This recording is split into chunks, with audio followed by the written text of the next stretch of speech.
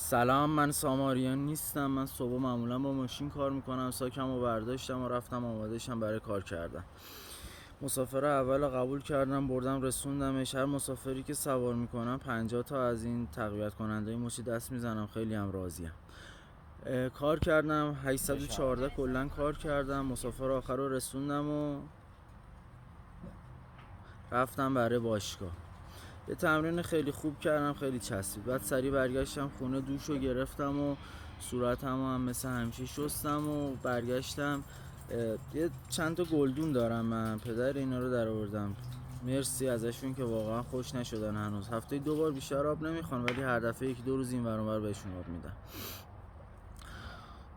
به خودم رسیدم حسابی، چون شب کلاس رقص باچاتا داشتم. کار خاصی هم نکردم، با تونر صورتم پاک کردم، یه آبرسان اونو میزنم، مرطوب کننده است به دست و پام و شونه و اینا میزنم.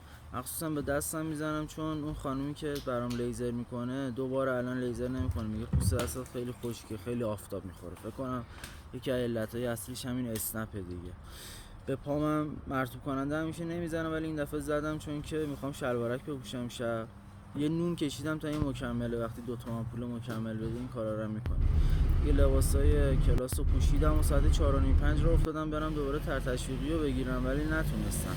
مسافر اولی که رسوندم دیدم هر کاری بکنم نمیتونم ترتشویقی بگیرم، پس یه کرایه زیاد قبول کردم سمت کلاس رقص و تو رو هم این جی کلاس رو دیدم. فکر کنم اجارهش کرده بود، چون هی گاز میداد، چپ و راستش میکرد این ور اون ور. احتمالاً برای خودش کلاس رو رفتم و برگشتم سمت خونه. تو سر کلاس نمیذارن فیلم بگیری، ولی حتما از تمرین فیلم میگیرم براتون میذارم.